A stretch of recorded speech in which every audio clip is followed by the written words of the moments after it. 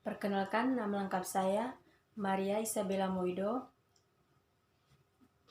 kelas B reguler sore. Pada kesempatan ini, saya akan mulai mempresentasikan proposal saya dengan judul Makna Upacara ZD bagi Masyarakat Desa Loa. Bab 1, Pendahuluan 1.1 Latar belakang. Kebudayaan merupakan totalitas dari sesuatu yang dipelajari manusia, akumulasi pengalaman yang dialihkan secara sosial, dan merupakan pandangan hidup way of life dari kelompok orang dalam bentuk perilaku, kepercayaan, nilai, dan simbol yang terima anggota masyarakat melalui proses komunikasi peniruan dari generasi ke generasinya, ke generasi selanjutnya. Kebudayaan yang sudah melekat dan diwariskan secara turun-temurun biasanya dipertahankan melalui sifat-sifat lokal yang dimilikinya, di mana sifat lokal tersebut pada akhirnya menjadi kearifan yang selalu dipegang teguh oleh masyarakatnya. Masyarakat Soa pada umumnya adalah masyarakat yang memegang teguh kearifan lokal budaya. Hal ini nyata dalam kebiasaan masyarakat Soa melestarikan budayanya, seperti para ZD dan lain sebagainya. Selanjutnya, saya akan mulai menjelaskan lebih terperinci dari makna upacara para ZD. Di sini, para berarti menusuk, sedangkan ZD yang berarti merayakan pesta. Para ZD adalah pesta adat yang diadakan pribadi oleh seseorang dengan kehadiran seluruh kampung dengan penonton-penonton dari kampung lain. Inti dari Mori ZD, upacara ini terletak pada orang yang mengadakan upacara pesta atau tuan upacara ZD itu, yang disebut Mori ZD.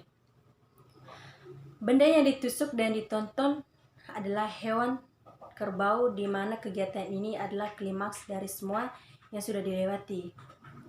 Kerbau sebagai hewan kurban hanya sebagai simbol untuk meresmikan orang tersebut untuk bisa mencapai tempat yang sempurna. Para ZD memiliki 3 bagian penting yang harus dilewati oleh Mori ZD. Yang pertama, mempunyai nilai religius yang tinggi. Pada bagian ini, keyakinan adanya wujud tertinggi terlihat jelas lewat upacara pemanggilan arwah leluhur untuk senantiasa hadir dalam setiap proses upacara pemanggilan arwah leluhur hadir dalam setiap proses acara para ZD. Yang kedua, menyebutkan asal-usul keturunan. Pada bagian ini, Mori ZD akan menyebutkan asal-usul keturunan sampai pada lapis yang keenam dengan menyebutkan nama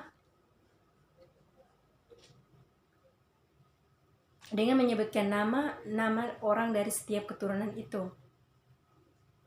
Yang ketiga, pembagian hak waris bagi anak-anaknya. Pada bagian ini mendeklarasikan pembagian hak warisan Moripar kepada anak-anaknya yang dilakukan dengan suatu upacara yang disebut sa atau tame di depan umum. Kesanggupan dan kesepian dari Mori ZD ini untuk melakukan dan mengikuti proses dalam upacara ini adalah sangat penting, dan hal yang harus ia lalui dan tidak boleh ada yang menyimpang, karena semuanya adalah demi menjaga hubungan yang baik dengan Dewa Zeta dan Nituzale. Pada hari upacara, para dibunuh banyak kerbau secara berturut-turut. Kerbau-kerbau tersebut diikat satu persatu pada ngadu atau peong dengan tali yang panjang. Lalu, pada tali kerbau itu, tuan upacara menyanyikan pujian untuk nenek moyang atau pada orang-orang besar yang hadir atau sah. Adapun bagian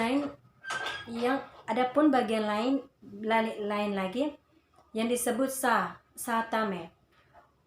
Satame menyebutkan nama orang atau menyebutkan asal-usul keturunan untuk memuji orang dengan suara besar di tengah kampung. diikuti dengan doa dan dengan tarian adat atau Zai Labapara. Sa adalah salah satu bagian penting dari upacara para sebelumnya. Sebelum pembunuhan, setiap kerbau, lalu kerbau itu dikejar dan ditikam oleh pemuda-pemuda yang pemberani. Sedangkan kerbau itu lari dan menyerang aktivitas tersebut. Berlangsung secara simultan, sehingga kerbau itu terluka berat, jatuh atau mati. Kerbau-kerbau yang mati itu ditinggalkan begitu saja dan di tempatnya sampai kerbau yang terakhir dibunuh, baru bisa disembelih. Semua diberi makan pada seluruh kampung di mana upacara para diadakan. Jika ada tombak dibuat jika tidak ada tembok, dibuat pagar dari bambu yang diikat secara rapat dan tinggi. Upacara akan terus dilakukan bersama serta pemberian beberapa hadiah dari kerabat atau keluarga dari pihak saudari atau bahasa daerahnya anaweta. Yang melakukan upacara Parzeda ini, persaudaraan yang terjalin dari berlapis-lapis sebelumnya akan terlihat akrab kembali, sehingga akan terciptanya kehidupan masyarakat yang harmonis. Para Zaide dalam hubungan dengan kehidupan masyarakat desa Loa yang semakin maju dalam hal berpikir, hendaknya masyarakat harus lebih sadar untuk lebih menghayati budaya sendiri. Karena dengan berakar dan mengenal budaya sendiri secara baik, dapat memberikan kontribusi yang positif bagi kelangsungan hidup bermasyarakat. Sehingga budaya tidak kehilangan nilai kesakralan dan keasliannya, dikarenakan perubahan perkembangan zaman yang kian maju dan berkembang dalam berbagai bidangnya. Atas dasar pemikiran yang demikian, saya berinisiatif untuk mengangkat persoalan ini dalam bentuk penelitian dengan judul Makna Upacara Para Zede bagi Masyarakat Desa Loa. Yang kedua, saya masuk pada 1.2, yaitu rumusan masalah. Yang pertama, bagaimana proses ritual adat para Zede di Desa Loa, Kecamatan Soa, Kabupaten Ngada. Yang kedua, apa pengaruh adat para Zede terhadap kehidupan sosial dan pendidikan masyarakat di Desa Loa, Kecamatan Soa, Kabupaten Ngada. Yang ketiga, 1.3. Berdasarkan permasalahan di atas, maka tujuan yang hendak dicapai dalam penelitian itu yang pertama, untuk mendeskripsikan proses ritual adat para Zede di Desa Loa, Kecamatan Soa, Kabupaten Ngada. Yang kedua, untuk mengidentifikasi pengaruh budaya para Zede terhadap kehidupan sosial dan pendidikan masyarakat di Desa Loa, Kecamatan Soa, Kabupaten Ngada. Yang berikutnya, manfaat penelitian. Di sini saya akan menjelaskan beberapa manfaat penelitian. Yang pertama, bagi masyarakat. Hasil penelitian ini dapat menambahkan khasana dan wawasan tentang kebudayaan sebagai warisan budaya bangsa. Yang kedua, bagi pemerintah. Hasil penelitian ini diharapkan dapat pengenalan lebih jauh akan budaya lokal bagi pemerintah setempat. Selain itu juga bermanfaat sebagai aset para wisata untuk meningkatkan pendapatan daerah setempat. Di samping itu juga dengan adat yang berbudaya dan berakar pada keaslian bisa meningkatkan harkat, martabat, dan moralitas bagi pemerintah dengan masyarakat setempat. Yang ketiga, bagi peneliti lain. Hasil penelitian ini dapat digunakan sebagai pustaka dan sumber bagi para peneliti lain ataupun peneliti selanjutnya yang mengambil topik pembahasan yang sama tetapi pemahaman budaya yang berbeda. Yang kedua, selanjutnya saya masuk ke bab 2, yaitu 2.1 kajian pustaka. Yang pertama, pengertian kebudayaan. Kebudayaan merupakan totalitas dari sesuatu yang dipelajari manusia, akumulasi elemen yang dialihkan secara sosial, dan merupakan pandangan hidup way of life dari sekelompok orang dalam bentuk perilaku, kepercayaan, nilai, dan simbol yang terima oleh anggota masyarakat melalui proses komunikasi peniruan dari generasi ke generasi selanjutnya untuk seterusnya. Adapun definisi-definisi kebudayaan yang dikemukakan beberapa ahli. Arifin 2009. Yang pertama, Edward B. Taylor. Dia menjelaskan kebudayaan merupakan keseluruhan yang kompleks yang di dalamnya terkandung pengetahuan, kepercayaan, kesenian, moral, hukum, adat, dan kemampuan-kemampuan lain yang didapat oleh seseorang sebagai anggota masyarakat. Yang kedua, Kwenceningrat. Kebudayaan adalah keseluruhan sistem gagasan, tindakan, dan hasil karya manusia dalam rangka kehidupan masyarakat yang dijadikan milik diri manusia dengan belajar. Yang kedua, wujud kebudayaan. Sebagai bekas pusat kebudayaan dan pemerintahan, maka kecamatan banyak mewariskan budaya yang mempunyai nilai-nilai luhur warisan kebudayaan itu dapat berwujud benda maupun pandangan hidup yang bersifat filosofis. Menurut Kwenceningrat, pada tahun 1990, kebudayaan memiliki 3 wujud. Yang pertama, wujud ideal atau gagasan. Wujud ideal ini dapat dijelaskan melalui bentuk kumpulan ide-ide, gagasan, nilai-nilai, dan norma-norma. Peraturan dan sebagainya yang sifatnya abstrak, tidak dirabah atau disentuh. Wujud kebudayaan ini terletak dalam kepala-kepala atau di alam pemikiran warga masyarakat. Jika masyarakat menyatakan gagasan mereka itu dalam bentuk tulisan, maka lokasi kebudayaan ideal itu berada dalam karangan buku-buku hasil karya penulis warga masyarakat. Yang kedua, aktivitas atau tindakan. Aktivitas adalah wujud kebudayaan sebagai suatu tindakan berpola dari manusia dalam masyarakat itu. Wujud ini sering pula disebut dengan sistem sosial. Sistem sosial ini terdiri dari aktivitas-aktivitas manusia yang saling berinteraksi, mengadakan kontak, serta bergaul dengan manusia lain menurut pola-pola tertentu yang berdasarkan adat tata kelakuan. Yang ketiga, artefak atau karya. Artefak adalah wujud kebudayaan fisik yang berupa hasil dari aktivitas, perbuatan, dan karya semua manusia dalam masyarakat, berupa benda-benda atau hal-hal yang dapat diraba, dilihat, dan didokumentasikan. Sifat paling konkret di antara ketiga wujud kebudayaan ini dalam kenyataan kehidupan bermasyarakat antara wujud kebudayaan yang lain. Sebagai contoh, wujud kebudayaan ideal mengatur dan memberi arah kepada tindakan. Adapun beberapa unsur-unsur kebudayaan universal dan kultural universal yang sekaligus merupakan isi dari semua kebudayaan yang ada di dunia. Saya akan menjelaskan ke-7 unsur ini ya. Yang pertama, sistem teknologi dan peralatan. Yang kedua, sistem mata pencarian hidup. Yang ketiga, kesenian. Keempat, bahasa. Kelima, sistem pengetahuan. Keenam, sistem organisasi kemasyarakatan.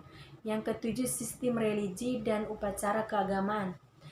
Ketujuh unsur kebudayaan universal di atas ini masing-masing dapat dipecahkan atau diperinci lagi ke dalam sub-sub unsur yang lebih kecil sampai beberapa tingkat. dengan mengikuti metode yang dikemukakan oleh seseorang ahli antropologi bernama Raplington pada tahun 1963. Maka setiap unsur universal dapat dirinci ke dalam 4 tahap. Tahap yang pertama yaitu aktivitas kebudayaan, yang kedua kompleks budaya, yang ketiga tema budaya, yang keempat items. Berikutnya sistem nilai budaya. Sistem nilai budaya atau kultur value system sangat sering kita dengar pada berbagai kesempatan, sebagaimana telah dibahas mengenai wujud dan unsur kebudayaan di atas. Sistem nilai budaya merupakan tingkat paling abstrak dari wujud ideal kebudayaan adat istiadat. Secara konseptual, sistem nilai budaya terdiri dari konsepsi-konsepsi yang hidup dalam alam pemikiran yang sebagian besar warga suatu masyarakat mengenai hal-hal yang harus mereka anggap amat bernilai, berharga, dan penting dalam hidup. Oleh karena itu, suatu sistem nilai budaya biasanya berfungsi sebagai pedoman tertinggi bagi kelakuan manusia. Sistem sistematika kelakuan lainnya bagi manusia yang tingkat lebih konkret seperti norma-norma, aturan-aturan khusus, dan hukum semuanya berpedoman kepada sistem nilai budaya itu.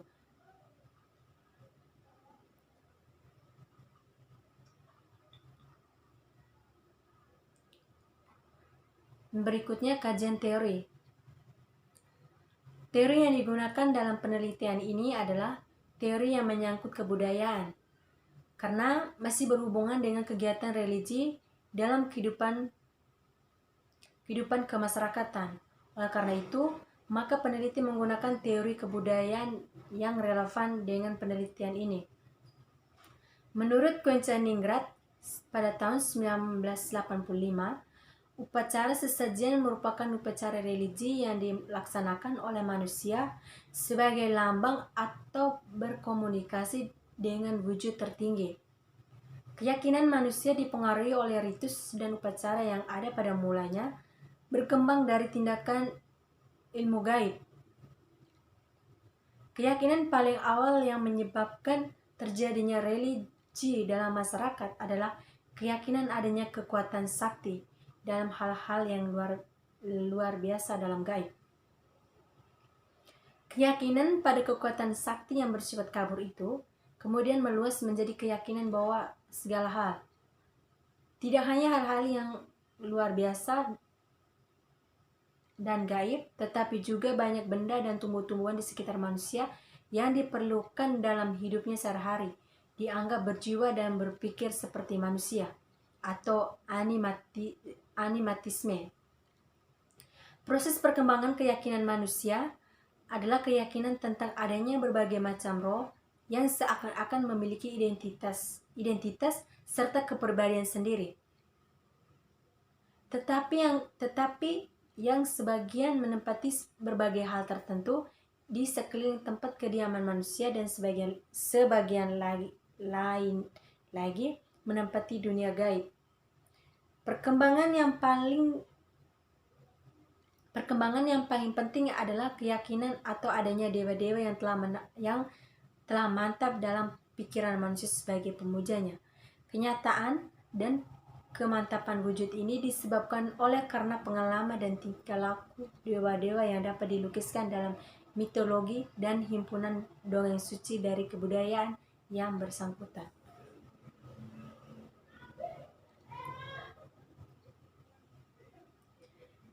Menurut Koecheningrat juga membagi konsep religi ke dalam 5 komponen. Yang pertama, ada emosi keagamaan. Yang kedua, sistem keyakinan. Yang ketiga, sistem ritus dan upacara. Yang keempat, peralatan ritus.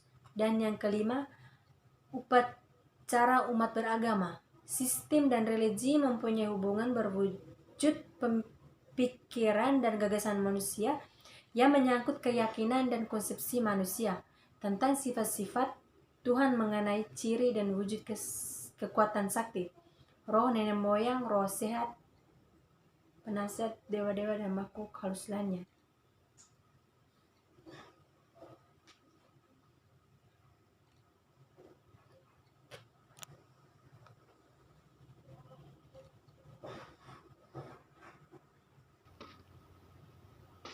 Baik, saya akan masuk pada bab 3, metodologi penelitian. 3.1 Pendekatan penelitian. Pendekatan yang digunakan dalam penelitian ini adalah pendekatan deskriptif. Pendekatan deskriptif adalah suatu prosedur penelitian yang mendeskripsikan perilaku orang, peristiwa atau gejala tertentu secara rinci dan yang mendalam. Pendekatan ini dimaksudkan untuk mengungkapkan secara jelas tentang ritual adat para di Desa Loa, Kecamatan Soa, Kabupaten Ngada. Setelah pendekatan ini digunakan, maka selanjutnya peneliti melakukan serangkaian kegiatan di lapangan atau wawancara dan dilanjutkan dengan berbagai permasalahan yang diteliti. 3.2 Metodologi penelitian. Bertolak dari penelitian yang digunakan yaitu penelitian deskriptif, maka metode yang dipakai dalam penelitian adalah metode kualitatif. Metode tersebut digunakan karena data yang dikumpulkan adalah data kualitatif yang diperoleh di lapangan. Data tersebut diperoleh dari seseorang atau kelompok yang akan diwawancarai oleh peneliti. Kondisi seperti ini menjamin objektivitas atas jawaban yang diberikan, oleh karena keautentikan jawaban sangat tergantung pada keseluruhan penampilan informasi saat berlangsungnya wawancara. 3.3 Lokasi penelitian.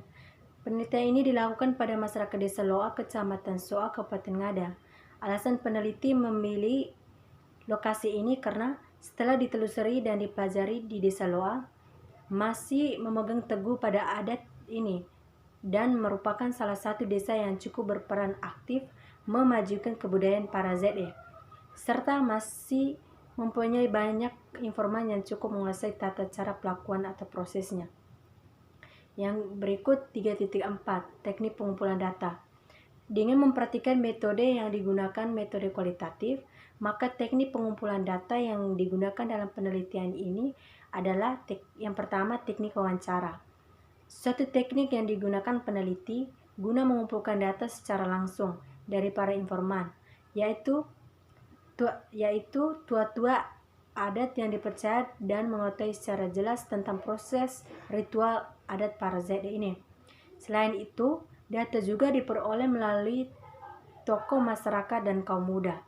Yang kedua, teknik dokumentasi.